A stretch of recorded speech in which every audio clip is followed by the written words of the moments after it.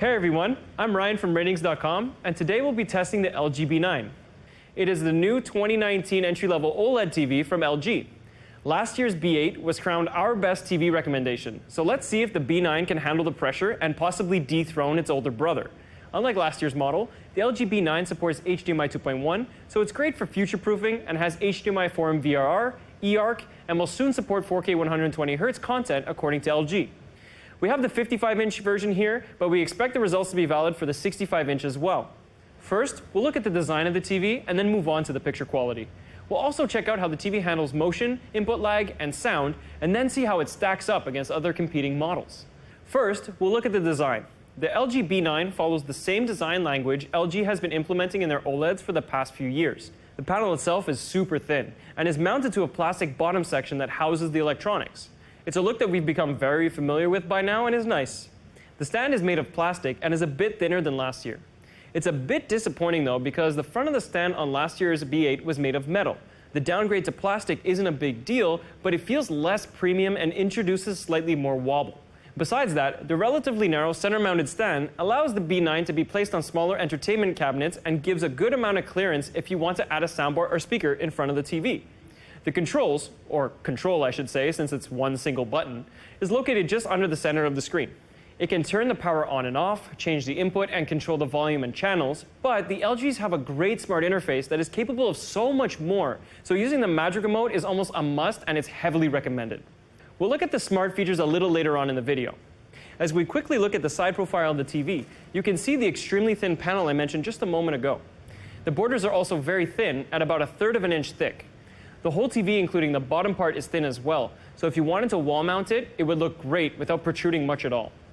The B9 has minimal cable management, and in reality, it's just a single clip in the back so you can hide the cables behind the stand. It works well enough, but there's no cover for the ports like the Sony A9G or the LG E9. So, if you want a more elegant cable management solution, you should also consider looking at those amazing offerings from Sony and LG. As we turn the TV back around, we'll take a look at a thermal image of the heat distribution of the display. Since this is an OLED TV where every individual pixel is independently controlled, the light, and therefore heat output, is fairly uniform across the screen. The bright spots along the bottom edge of the screen are most likely the connectors providing power to the panel. On to the picture quality. We'll be comparing the LG B9 to other competing models, but that might change as new TVs come out during the year. One of the most important aspects of picture quality is the contrast. Contrast is the measured bright and dark areas of a scene, which means better bright and dark detail as well as punchier colors. Since the B9 is an OLED, it can turn off individual pixels and display pure black. The B9 has an effectively infinite contrast ratio that makes images pop. OLEDs like the B9 have a big advantage over LED counterparts, such as the Samsung Q80R, which use a backlight with local dimming zones to control the contrast. Since it's controlled in zones and not at a pixel level like the B9, the contrast ratio isn't as high. The LED TVs have their own advantages though, as the higher-end models like the Samsung Q80R can get noticeably brighter than OLEDs. Although OLEDs can display perfect blacks, they often have trouble displaying near black scenes. The LG B9 is no exception and looks similar to other OLEDs like the Sony A8G and the LG C9. In a darkroom, there can sometimes be vertical and horizontal banding that can occur. It can be distracting if some movies and TV shows are displaying near black content and all you see is banding. Happily, this is a pretty rare case scenario and most of the time it isn't actually a problem. This is because these bands are only visible when the TV is viewed in a very dark room, so most of the time you'll never even see it. One last thing that we did see was the near black level flashing some users have reported on OLEDs. This only happened when we were calibrating the TV at low brightness levels and didn't experience it in any other situation or with real content. We expect this to be very rare and is not likely to cause any issues. The LG B9 may not be perfect in near black scenes, but at all other stimulus levels, the gray uniformity is excellent. For those who aren't sure, our gray uniformity test checks the uniformity issues with the panel where different pixels are supposed to display the exact same color but may not. This is done by taking a picture of a 50% gray pattern on each TV. Cloudy spots and other issues present on this slide are known as the dirty screen effects, which are problematic when playing games or watching sports, which often tend to display uniform colors across the screen.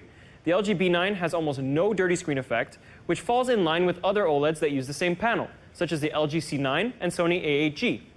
It also slightly outperforms LED competitors like the Samsung Q80R, which may not have bad DSE, but do present some vignetting on the sides of the screen that the B9 does not have. Moving on, we'll look at the viewing angles. Viewing angles are important in most cases where you might not be watching the TV head-on and still want the image to remain accurate at an angle. OLED TVs have self-emissive pixels, which means the light is dispersed over a larger area than VA LCD TV competitors. In other words, the LGB9 viewing angles are great.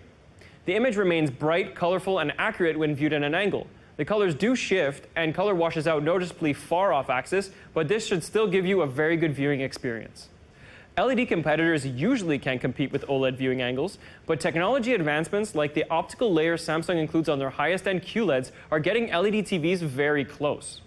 Next up, we'll evaluate how well the B9 looks in average lit and bright rooms. There are two parts to a TV that help with this: how well it handles reflections and its maximum achievable brightness. In terms of reflections, the B9 performs almost identically to other OLEDs on the market, like the Sony A8G and the LG C9. It cuts the light pretty well, and the glossy finish makes reflections well-defined and clear, which is usually less distracting. The Samsung Q80R still has the best reflection handling we've seen, thanks to a special anti-reflective layer Samsung added this year. It does a fantastic job and cuts a lot of light, and it's something we'd like to see on more TVs in the future. The second important part to bright room viewing is peak brightness. The LG B9 has a good peak brightness and is suitable for a fairly bright room. Our B9 was a little brighter than last year's B8, the model it's replacing, but we're unsure whether this is a real difference or simply due to variance between panels. Also different from last year is the inclusion of the peak brightness setting found on other 2019 LG OLEDs like the C9. It basically changes how the auto brightness limiter, or ABL, performs. On high, it's at its maximum brightness, but static content on the screen will cause it to automatically adjust the light output and lower the brightness pretty quickly. Like that. If you'd rather have a more stable light output from the TV, you can turn off the peak brightness setting and the TV will have a more stable peak brightness around 280 nits. The LG B9 supports most HDR formats and has a good HDR brightness. HDR brightness is important for different reasons than SDR brightness. The higher dynamic range allows for more detail in the bright and dark areas of the scene, and HDR brightness is important in delivering impactful and detailed bright highlights. The LG B9 can achieve a maximum HDR brightness of 603 nits, which is good, but not as high as the LCD competition. The Samsung Q80R can get much brighter and will have more impressive highlight detail. Let's move on to the color aspects of the TV.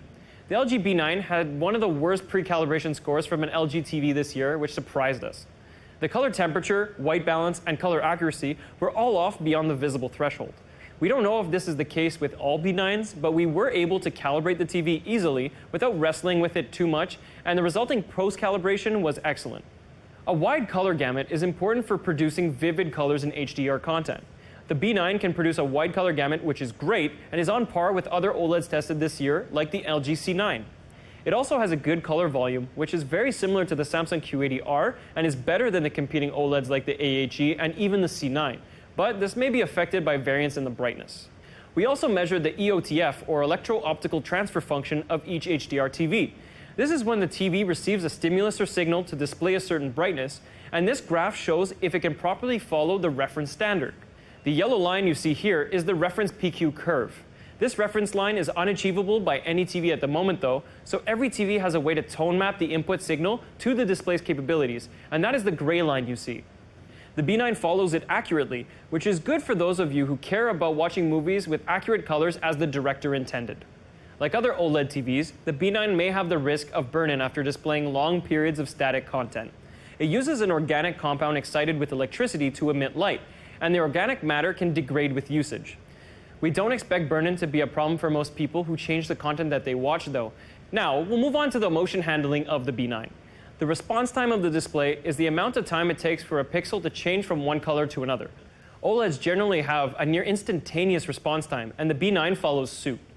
This results in almost no blur trail behind fast-moving objects, which is great for sports and video games.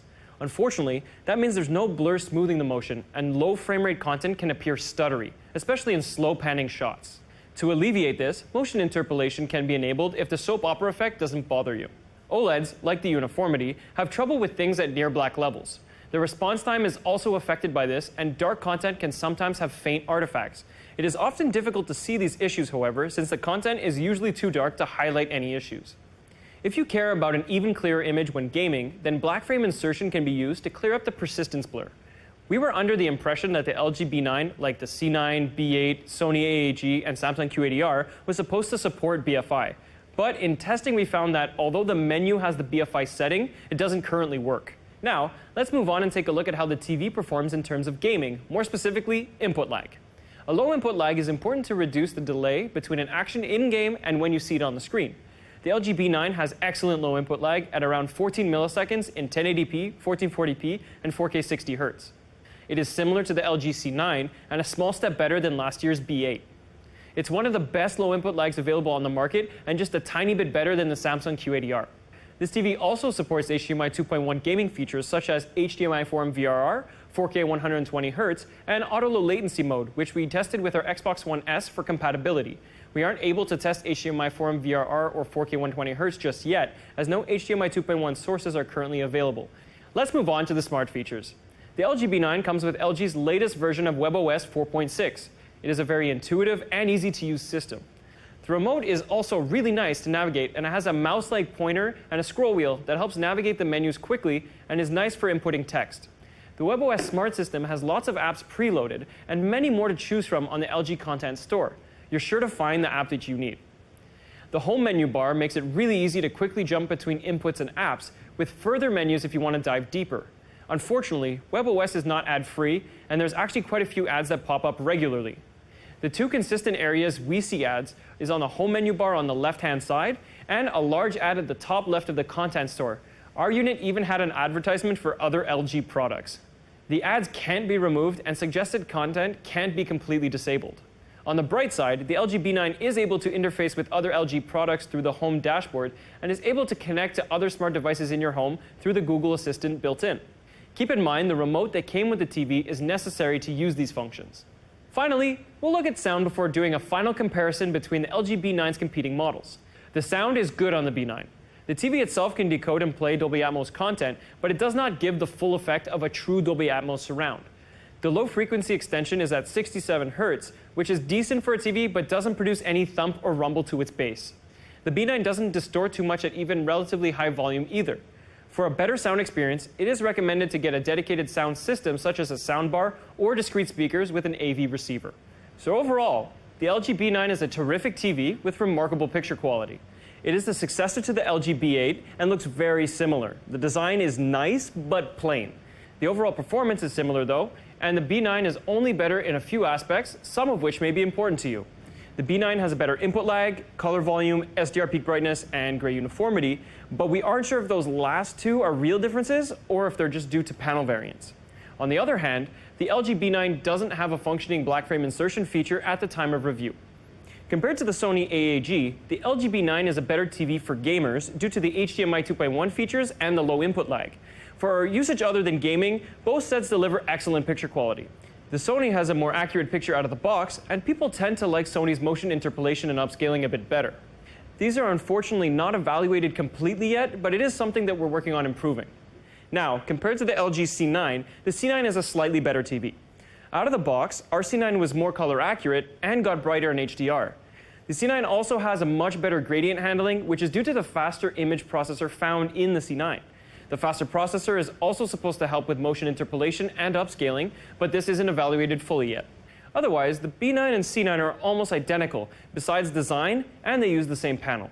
Compared to an LED competing model, the Samsung Q80R, there are lots of inherent differences since they both use different technologies. The Q80R has no risk of burn-in because it is an LCD TV.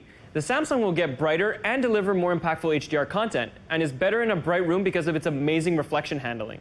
The B9, on the other hand, can turn off the individual pixels for a better contrast and black uniformity, effectively meaning it performs better in a dark room. Gaming-wise, both TVs are great, both having low input lag and VRR features. Whichever is better between the two is dependent on what matters to you, and both would be excellent choices. So that's all for today. Thank you very much for watching, and see you next time.